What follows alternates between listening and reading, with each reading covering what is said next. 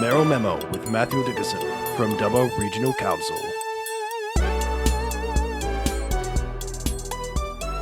Can you tell me a bit about what this new document will do for people looking to move to the Dubbo region? Well, it's a twofold thing. One thing is that when people move to a new area, it's hard to find all the different services and clubs and sports that you want to interact and connect with. And our survey information and our data showed that the more people could connect and be a part of the community and the quicker they could do that, the better their satisfaction level was when they moved to a new area.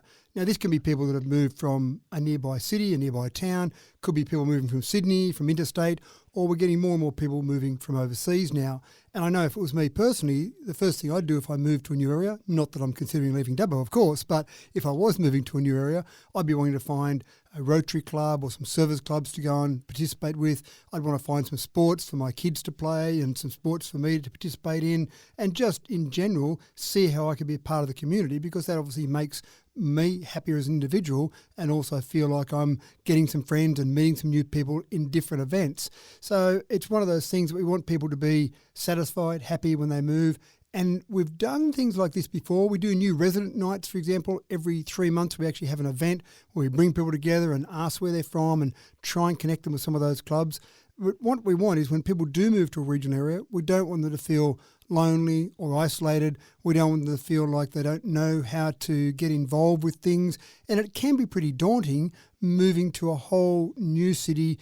Most people have a job, but maybe their partners don't have a job. Their kids might be going to a new school. So there's a whole range of things that might be changing. So this is really, first and foremost, to make that whole process easier for them. The other part of it is that we do actually use it as a part of a marketing tool. We do have people who ring us randomly and inquire about moving to Dubbo. They want to know a bit about Dubbo. They want to know how they can participate, what sort of schools are available, what university, what other education is there, what's the retail environment like, a whole range of things. So this can also be used as a marketing guide, so we can send a copy of this new resident guide out to people, and hopefully they'll look at that and be wildly impressed with what they can see and do. And normally most people that haven't been in regional areas come to a place like Dubbo and straight away they're impressed with the range of services, the range of things that they can do, and just the lifestyle that they've got access to. And yeah, is that what you're hearing from people moving to the area, that they are struggling a little bit to find some services or to really get integrated into the community straight away?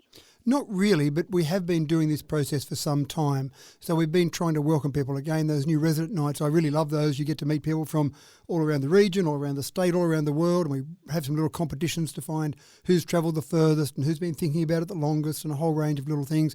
So we've done that in the past. We've done similar things with guides before, where we try and make it as easy for people as possible.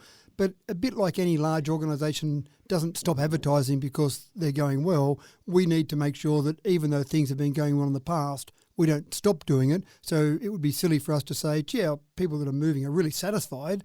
We'll now stop doing all those things and stop all those initiatives to make them feel welcome. We want to make sure we keep doing those things and keep coming up with other ways that we might be able to welcome people into our community as well. And the face is really changing. One of the things I'm finding fascinating in the citizenship ceremonies we do, in the past, back when I was mayor before, and if I go back to when I first became mayor 10 years ago, the citizenship ceremonies that we were conducting then mostly had people from England was normally number one, New Zealand was number two, then we had places like the US, and then we had a few people from maybe India or Nepal or Bangladesh, but not many.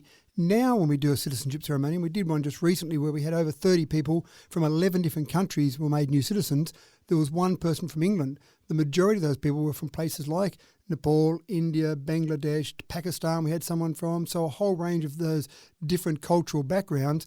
And for some of those people, especially if English isn't their first language, for some of those people it might be a bit harder for them. So we want to keep making sure we make it as easy as possible for people to come and be a part of our great community. Perfect. Okay, well, you have covered all my questions.